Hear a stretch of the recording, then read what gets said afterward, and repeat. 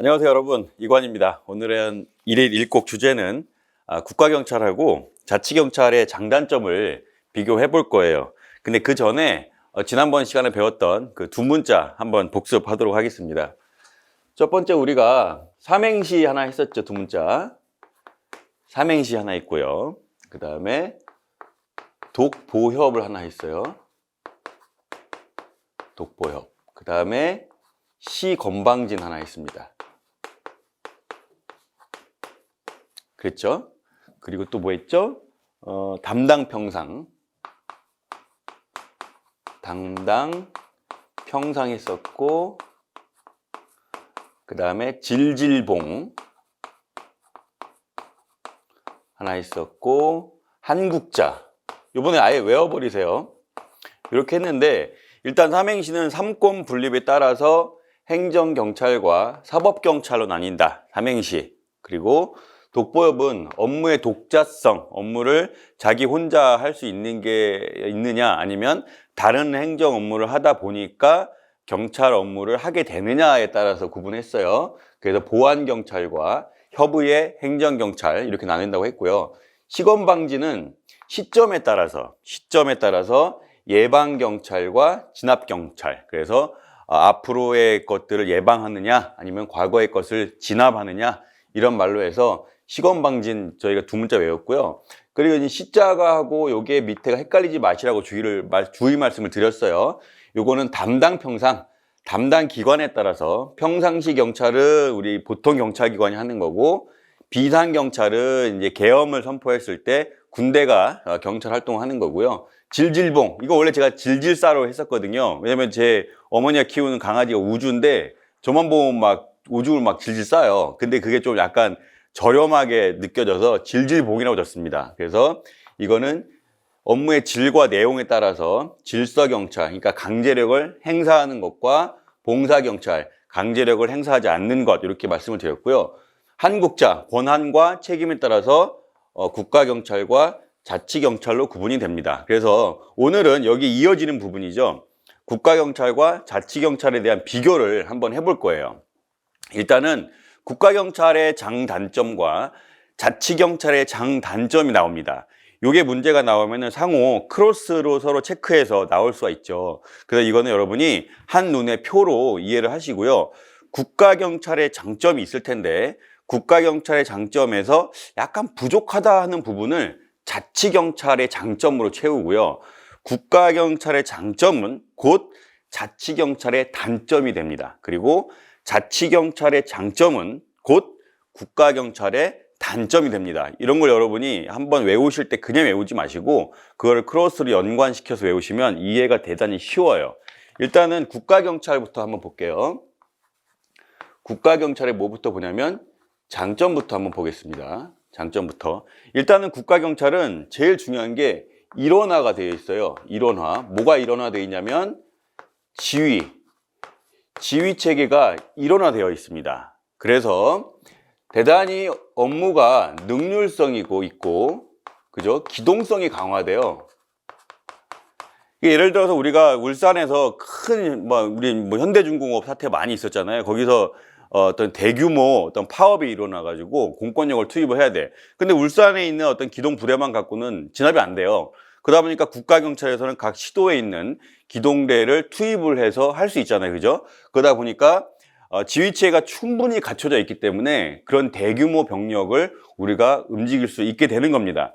그리고 경찰청이 중앙행정기관이다 보니까 다른 행정기관하고 협조가 돼요. 이것도 이제 당연히 경찰청이라고 하는 중앙행정기관의 특성상 다른 행정기관하고 협조와 조정이 원활할 수밖에 없고요. 요게 이제 그 경찰청의 어떤 조직 구조, 이런 것 때문에 가능한 부분이고요. 그 다음에 경찰청은 중앙경찰, 국가경찰은 커버리지가 되게 넓잖아요. 그러다 보니까 전국적인 규모, 그 다음에 국제적인 범죄라든지, 그 다음에 조직화되어 있는 범죄에 당연히 대응이 가능한 겁니다. 그리고 전국적으로 우리가 뭘 관리하냐면 통계 관리를 하잖아요. 예를 들어서 조폭 관리한다. 그럼 조폭이 뭐 한 군데만 있는 게 아니라 막 여러 군데 있잖아요. 그런 것들이 우리가 통계 관리가 되게 원활하다. 그리고 이제 이렇게 전국적으로 관할을 하다 보니까 균등한 서비스를 제공합니다. 균등한 서비스를 제공하게 돼요. 이것이 이제 우리가 알고 있는 국가경찰의 장점입니다. 여러분들 이걸 하나 일단 픽스시켜 놓으세요. 이걸 픽스시켜 놓으시고, 그 다음에 자치경찰이 하나 나와요. 자치경찰은 일단은 국가경찰에서 이런 장점이 있는데, 자치경찰은 어떤 장점이 있느냐? 여기서 반대말이 아니에요. 반대말이 아니라 이 국가경찰에서 커버하지 못하는 것들, 그런 것들을 여기서 소화시키기 위한 거예요. 첫 번째 뭐냐면 경찰 행정 자체가 창의적일 수밖에 없고요. 그 다음에 지역적 특수성에 맞춰요. 이게 이제 가장 큰 이유입니다.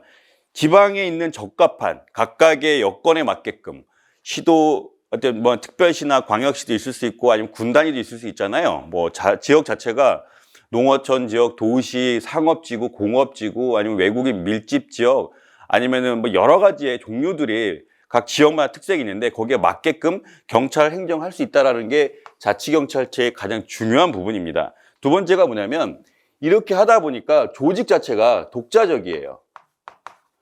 독자적이다 보니까 되게 유연한 경력 운영이 가능합니다. 예를 들어서 어느 지역은 군청이나 이렇게 공공기관이 없어요. 그러다 보니까 아무래도 거기 집회나 시위가 없어서 기동부대를 그렇게 많이 운영할 이유가 없어요. 그런 경우에는 오히려 농어촌 지역에 출장소나 아니면은 이런 소규모의 어떤 경찰 기관들을 배치시켜 놓음으로 인해서 주민 친화적인 활동을 할 수 있는 거죠. 그죠? 그리고 어느 해안가 같은 경우에는 아무래도 해경과의 연계를 잘 할 수 있게끔 그러한 역할을 강화시킨다든지, 그래서 대단히 조직이 운영이 유연하다. 그런 점이 이제 특징 중에 하나고요. 그리고 여기서 당연히 따라오는 게 뭐냐면 주민을 중심으로 하기 때문에 주민 친화적이죠. 주민 친화적이고, 그리고 주민 친화적이면서 이 사람들의 말을 잘 수렴을 해요. 수렴하죠. 수렴하니까 어떻게 돼요? 지지를 받습니다. 지지를 받으니까 어떻게 돼요? 경찰관이 책임의식이 강화돼요. 이게 다 경찰 공제의 문제나 다른 경찰학 교과서에는 따로따로 나오지만 다 연결돼 있다는 거예요. 주민 친화적이고 그런 사람들의 말을 잘 듣기 때문에 충분히 우리가 피드백을 받죠. 그리고 피드백을 그대로 피드백을 받아가지고 업무를 하다 보니까 지지를 받죠. 지지를 받으니까 당연히 경찰관들이 책임의식을 가지고 일을 할 수밖에 없다. 이게 자치경찰제의 장점입니다. 그러면 국가경찰제의 단점을 한번 볼게요. 이건 약간 지우겠습니다. 이건 너무 쉬운 문제니까. 조직적이고 전국적인 관할. 단점. 일단은 국가경찰의 단점은요, 자치경찰의 장점에서 그대로 내려와서 오는 반대말이라고 생각하시면 돼요. 일단은 국가경찰은 아까 얘기했던 이게 창의적이거나 이러한 경찰 행정이 안 돼요. 이거는 뭐냐면 예를 들어서 어느 군 조그만 소도시에 있는 문제를 국가경찰에서 매번 각각의 이런 서비스를 하기 위해서 기획을 하거나 정책을 할 수 없잖아요. 근본적으로 국가라는 단위 전체를 보고 우리가 이슈 메이킹이 된 것들을 가지고 해결하는 그런 정책을 했기 때문에 당연히 창의적이거나 능률적이거나 지역적 특수성을 고려한 정책이 안 됩니다. 그거를 그냥 따라 외우실 게 아니라요, 자치경찰의 장점을 일단 끌고 와서 반대말이에요. 두 번째 뭐냐면 여기는 되게 조직이 작고 그러다 보니까 독자적이고 효율적으로 인력 운영이 가능하지만 여기는 되게 비대하고요.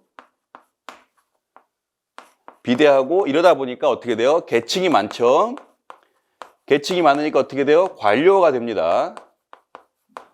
관료화가 되니까 당연히 다른 문제는 뭐예요? 주민들의 의사를 그대로 갖고 와서 의사결정하는데 꽤 오래 걸려가지고 그런 것들 자체 때문에 봉사. 그게 일종의 권력적 작용은 잘할 수 있지만 아까 얘기한 것처럼 기동성, 능률성을 발휘해가지고 짜자작 한 다음에 권력적 작용은 잘할 수 있어요. 하지만 여기서 필요로 하는 어떤 봉사, 비권력적 작용, 서비스, 그리고 이런 개념들에 대해서는 저해된단 말입니다. 이걸 여기 다 연결되는 말이에요. 그리고 마지막이 뭐냐면 요거는 좀 다른 맥락이긴 하지만 국가 정책에 이용돼요. 이용돼서 본연의 임무를 수행 못할 수도 있습니다. 요게 이제 뭐냐면 행정부가 바뀌면서 예를 들어서 이제 정권마다 여러분 이해를 하셨을 거예요. 어떤 정권에서는 뭐 조그만 4대 범죄에 대해서 척결하겠다. 또 이번 정권 같은 경우는 마약과의 전쟁을 하겠다. 막 이래요. 근데 마약이라고 하는 것들이 어느 지방이나 저 농어촌 이런 데서 없을 수도 있어요. 근데 국가에서 아예 그 행정부가 태어나서 거기서 밀고 있는 정책이 있으면 경찰 전체가 아예 휩쓸리듯이 거기 갈 수밖에 없습니다. 남들 마약을 한다고 하고 특징 걸고 하는데 그럼 다른 부서는 뭐 하겠어요? 이런 식으로 휩쓸려 가는, 그래서 정권이 바뀔 때마다 국가 정책이 이용돼서 그 본연의 임무, 국민들에 대한 봉사라고 하는 본연의 임무가 휘청휘청 되는 거, 이건 여러분이 많이 목격하셨기 때문에 아실 거예요. 이거 아시면 되고요. 그러면 이렇게 빼서 자치경찰 하면 단점 마찬가지입니다. 자치경찰의 단점은 국가경찰의 장점의 반대쪽이라 생각하시면 돼요. 일단은 국가는 청장을 중심으로 해가지고 일원 안에서 움직이는데, 만약에 청장한테 영향을 미칠 수 있는 사람 많진 않아요. 보통 청장보다 높은 사람, 대통령이 됐든 간에 국무총리가 됐든 간에 아니면은 이제 국회의원들이나 이렇게 영향을 미칠 수 있는데, 이 지방 같은 경우에는 지방 세력에 영향을 많이 받을 수밖에 없어요. 그래서 정실주의를 낳을 수 있습니다. 이거는 우리가 이제 자치경찰에 대해서 얘기하면서 가장 크게 걱정하는 부분들이거든요. 그래서 이제 토착 세력에 의한 경찰화다. 이걸 얘기하시면 되고요. 그 다음에 능률성, 기동성이 떨어지죠. 떨어지니까 어떤 대규모 이런 데 있어서 아주 작은 어떤 규모의 경찰력을 가지고는 아예 대처가 안 될 수가 있습니다. 그러다 보니까 당연히 다른 시도경찰청, 여기서 이제 도움을 받아야 되는데 도움을 받기가 쉽지가 않아요. 이거 좀 도와주세요. 싫어. 그래서 이게 다른 시도경찰관과의 협조가 잘 안 될 수 있죠. 그리고 또 특히 아까 이거는 중앙행정기관이었기 때문에 다른 부처들하고 협조가 되지만 여기 다른 부처하고 협조 안 되죠. 다른 행정기관, 부처와 협조가 쉽지 않습니다. 기껏해야 각각 시도 안에 있는 다른 행정 어떤 국이나 관하고는 되겠지만 다른 중앙부처에 있는 행정기관과의 그런 것이 안 됩니다. 그리고 아까 여기서 국가경찰에서는 얘기한 것처럼 조직범죄, 국제범죄, 사이버범죄 이런 거에서는 대응이 가능하지만 지방에서는 그게 쉽지가 않죠. 그런 문제가 있고, 통계관리도 국가경찰에서는 일원화된 표준을 가지고 통계관리가 되지만 여기서는 그런 통계관리가 쉽지 않다. 이런 것들이 이제 자치경찰의 단점입니다. 그러니까 여러분들이 이거는 한 줄을 따로따로 외우시는 게 아니에요. 그래서 제가 흐름을 가지고 논리적으로 제 교재에 정리를 해놨고요. 그 다음에 여기는 레터링, 하나는 남바링을 해서 비교할 수 있게 해놨기 때문에 그 표만 논리적으로 이해하시면 여기서 나오는 문제는 당연히 풀 수 있다고 봅니다. 이상으로 오늘의 1일 1곡 마치도록 하겠습니다.